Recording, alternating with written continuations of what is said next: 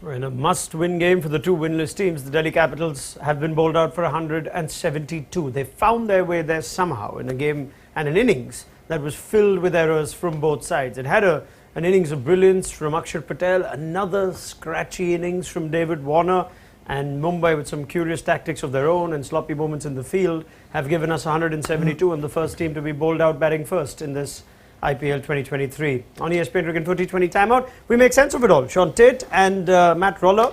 And Shaun must have enjoyed that last over where you had two proper number 11s and a fast bowler bowling to them. But it was a bizarre sort of innings, which sees it at 172. Can you pick a team that's ahead at half-time, I think I'd lean towards Mumbai, I suppose. Chasing on this wicket, yeah, just slightly ahead. But yeah, it was a strange one. Apart from Axar played a good knock. Yeah. It seems like we saw things we don't usually see in 2020 cricket. Matt, Jason Behrendorff used in a death overs role, among other things that we don't really see. Lots of it. Surya Kumar Yadav dropping catches, but Behrendorff was a funny one. He changed the game effectively. Yeah, it was very unusual. I mean, if you think about Jason Behrendorff's role in a T20 team, he would generally bowl at least 2, if not 3 overs with the new ball, and that would be his main role. But yeah, it ended up coming back and being pretty successful at the death. I think 3 wickets for him and a run out in his final over, and managed to stifle Delhi just as they looked like they might press on to 180 plus. Could you explain David Warner now? It just seems, I don't know, is this a guy who's trying to go hard and not succeeding? Is he just reaching the twilight of his career? He's still getting 50s. He's probably in the race for the orange cap. Maybe he's leading after this innings, but it just does not look a pretty watch. That's not the David Warner we know. Yeah, I think you can quite clearly see on his face and some of his reactions after shots or missed shots that he's pretty frustrated as well. The only reason it's sort of acceptable is because the other guys around him have been pretty poor as well. Because he's such a great player, he still manages a score and still manages to lead the runs nearly. But I think with David, getting towards the end of his career, maybe that's a thing. But then with such a great player, legend of the game, you sort of expect him to come out of that and go back to something we're used to, I suppose. Yeah. Is he not doing what he used to do early on? Tom Moody says he normally hits a lot of balls aerial. You're almost seeing a conscious effort that Warner's playing along the ground, preserving his wicket. Do you think that's wise in this team? Well, I think tonight he looked like he had to go early on, but it was a lot of shanking, I suppose, a lot of miss hits. So I think he was sort of trying in the first couple of overs, it just wasn't coming off. But yeah, you're right, I think, I don't know what discussions, obviously we don't know what discussions him and Ricky have been having about his batting and maybe do you want to bat a bit longer and that sort of thing. But my opinion is I think it's just great to watch him when he gets out and hits them around early and attacks early. Is it fair to discuss Warner when the rest of the batting looks like it does? Well, that's the thing. I think it feels a little bit, what came first, the chicken or the egg? Is Warner playing with no intent because he doesn't have faith in the middle order, or are the middle order struggling because of the fact that Warner's playing with no intent? And it's a difficult one to diagnose the exact cause of it, but it does feel like Warner's, I think especially we saw tonight, him sort of his reaction to getting a half century, actually his quickest half century of the season so far at 43 balls, which is not generally what we'd associate with that player. But I think we did see him, it wasn't as though he was just playing within himself the whole time. There were some serious attempts to hit boundaries. He just wasn't timing the ball at all. I think most notably when he sort of switched around his stance, facing the off-spinner on a free hit, as though it was something that might help him click, help him get going, but ended up skying it towards mid-off for a single, and it just nothing seemed to go his way tonight. Yeah. It would have been a nice moment had he actually managed to hit that for 6. And we've seen footage of David Warner bat with authority as a right-hander in the nets. I don't know if he's ever done that in a big match situation. I can't remember him taking guards, setting up right-handed. He did that for the switch hit, for the free hit of Hrithik Shaukin, where he lined up as a right-handed batter. Do you sense with everything that's going on that perhaps was him thinking a bit too much? I just think, maybe the small boundary. That was, but again, it's a bit silly. Let's be honest. I think he obviously couldn't find his rhythm. So changing something around for a free hit, he's got a bit of a luxury to do something different. But yeah, it's a bit strange. But I think the intent was there a little bit today, but just the rhythm of not being able to middle a ball and get a solid boundary was just a struggle for him. Well, the middle order was exposed again for the Capitals. It's not working for them, but we must credit Piyush Chawla, who was a selection call and a buy at the auction that would have to prove himself in the twilight of his own career as well. Piyush Chawla, you'd be very pleased that he's got wickets at a ground he's familiar with in Delhi. 3 for 22 for him. Looks great figures. I'm looking at Chawla and I'm thinking, it's not looking like the Chawla of old. It's understandable. He's struggling to get that sort of pace, etc. But today we saw the best of him. Yeah, I think the best of him at the moment. I think we talk about twilight of careers.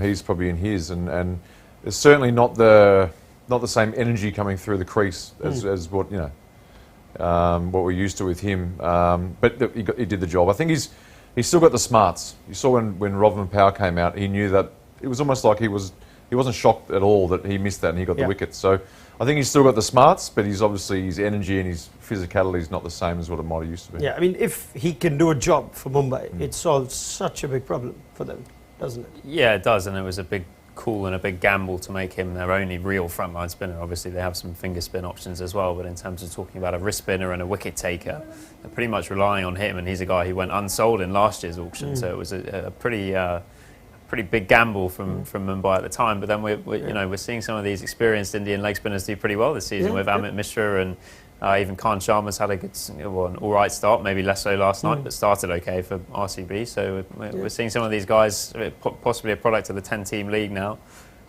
where there are opportunities for guys that maybe would have fallen away a year or two ago in an 8-team league.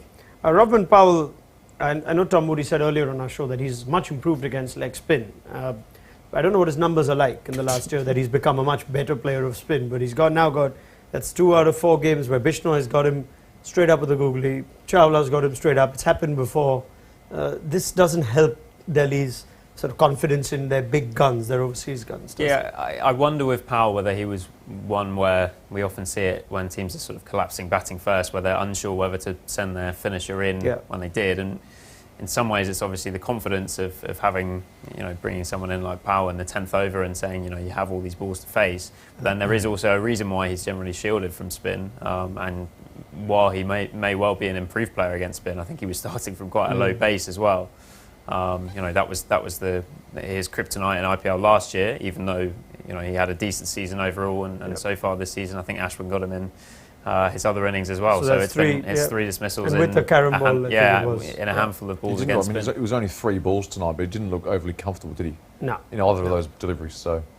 All right, questions continue for the Capitals. One of them is not, though, what Axar Patel's doing in this team. He continues to be their one in-form, almost gun batter, if you can call him that, and he's carrying on the form across formats for India into the IPL. 54 of 25. We'll talk about those chances that were missed, but just in terms of hitting, I was trying to think, is this a bad surface, Teddy? Is this one where it's slow and maybe Warner can't get his timing and Chawla's troubling them? I think Axar showed us you can bat. Yeah. You can bat easily on He was the opposite of everyone else. He early in his innings, inside out for 6, great shot. Basically middled everything. I think when he got out, it was a sort of a long boundary maybe, and maybe a little bit unlucky because it wasn't a bad shot either. But yeah, he looked really good. So a shining light in an average sort of performance, I suppose you could say. Yeah. Do you almost sense that this is again the matchups made them perhaps send Powell ahead and Lalit Yadav ahead, but the best partnership of the game ended up being Warner and Axar, and to think if Axar, with his form, can at times come up, maybe take down Piyush Chawla, give Rohit more to think about. It didn't seem like anybody was really ahead in that game. It will be interesting to see how they use him across the season, especially. Well, I think as we discussed in the pre-show, we're so unsure what that overseas combination is going to be and how many overseas batters they should play going forward.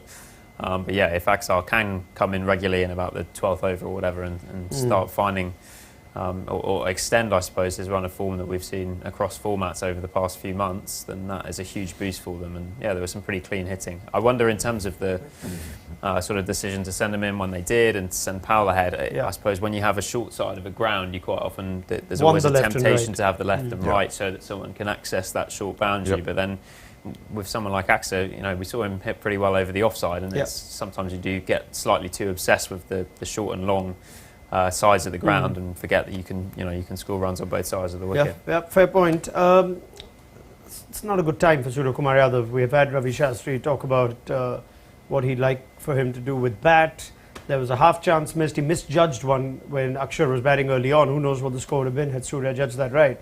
And then even later in that innings, there's one that you just do not want as a cricketer. Now, firstly, I hope he's okay, because that's hit him pretty close to the eye. So let's hope that he's fine. But do you almost sense this is, can you at all relate either with yourself or with anyone else in your team, where you know it's just going so badly, you're not getting runs, and now these things happen, because not only is he a great batter, he's a terrific fielder. And then these things happen. I don't know if it just adds to the troubles. I can certainly relate to not making runs and dropping catches. That's for certain. But I think, I think when you're having a bad time, but it just keeps unravelling. It comes to an end. Look, he's a really good player. You know that, great fielder, great batter. So he's gonna come out of it at some point. But then it's almost like, okay, did he lose it in the light? But he doesn't normally drop those. So he's going through a bit of a patch.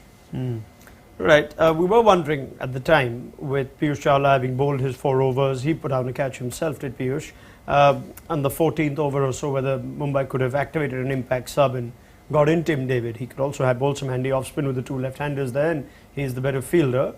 It was a conversation that we did have, but there is reason perhaps that they've not gone that way. He was not the ideal choice when you're batting second. To be honest, I would have picked David to start with, ahead of potentially even Surya, but I think that the tricky thing for MI with working out which batter should go off is the fact that a lot of them do bowl a bit of part-time spin, and I think also when you consider someone like Surya, he should be part of the leadership group really, and is probably, in the event that Rohit went off the field, he would probably step up and captain them. So it's a tricky thing for them to decide exactly who should go off. But I think David, he's 6'5", he's a good boundary rider and can bowl, as you say. So I would have started him, but it's not a great fielding side either, is it? Just quietly. True. They're not a great fielding team, Mumbai. I mean, they've got a couple of guys, but it was an innings filled with errors from both sides. Fair to say? It almost is reflective of where they are on the table. Yeah, absolutely. That's exactly what it was. And I mean, we spoke about it off screen about Rohit Sharma, how many times he was just sort of a little bit of frustration, but a little bit almost like, this is what we're going through at the moment. I'm sort of expecting it, but he certainly looks frustrated. How, for you as a player, how do you find that when a captain's that sort of body language? Does that rub off on you? Or no, I think Rohit's, that's sort of the way, he's pretty chilled like that. I think everyone understands. He's pretty relaxed about things. I don't think he's the sort of captain where you go, oh, he's grumpy. I think Rohit's, and I think he's probably entitled right now to be, to be fairly animated and frustrated. If it comes out in his batting in a good way, that's probably a good thing for Mumbai. But they need their guns to fire. Let's just have a quick chat on impact players, shall we? Tim David, the obvious one. Stubbs could also be an option. They have named only 3 overseas in their starting 11. Matt? Yeah, I think it's got to be David personally. I think he'll come on for whichever of Meredith and Behrendorff they decide is the weaker batter. Let Shaun Tait be the judge of that. Meredith or Behrendorff, who's the less skilled batter? You know what? I don't watch a great deal of Australian cricket. I certainly don't pay too much attention to the worst batsmen anymore. But I think I'm just going to guess Behrendorff. All right, fair enough. So we will see Tim David at some point, unless Mumbai don't even need those many wickets. Something tells me they would. We also have to keep an eye out for Surya Kumar Yadav if he is all right and injured, and in case they need a batter there, but that's all they can effectively do. Mukesh Kumar already has the new ball for Delhi, so that takes care of who their impact sub was, and well, maybe Prithvi Shaw's gone off, but we'll find that out as the game goes on. It's a tricky one to predict, because while 172 is something you think Mumbai would be happy chasing at the start of the game, they have confidence issues, batting issues of their own. If anything, Delhi are stronger with Mustafizur Rahman and Anrik Nortje together. Teddy? I'm still going to go Mumbai. One of the top 3 is going to go okay and fire, and they'll be fine. Matt? I reckon tight Delhi win. I think they've got the pace-off options. If Dew doesn't come in, I think Dew will be a big deciding factor in this game. But if it stays dry enough for long enough, I think Axar will have a good night. We might have one of those games where there's just, again, errors from both teams. There might be moments where it ebbs and flows, drops catches and whatnot. Might be a sloppy 1-wicket or 2-wicket win for Mumbai. That's how I see it. It just might be that. Thank you, Shaun Tait and Matt Roller. More from them as the game comes to its end, and it is a big 20 overs for both teams. Somebody would still be winless and without the points at the end of this game, and there'll be serious pressure on that side. Pick up the chat on ESPN Cricket for T20 timeout after it's done, and download the ESPN Cricket for mobile app for the fastest live scores and all the analysis around the IPL and games around the world. We'll see you at the end of the game.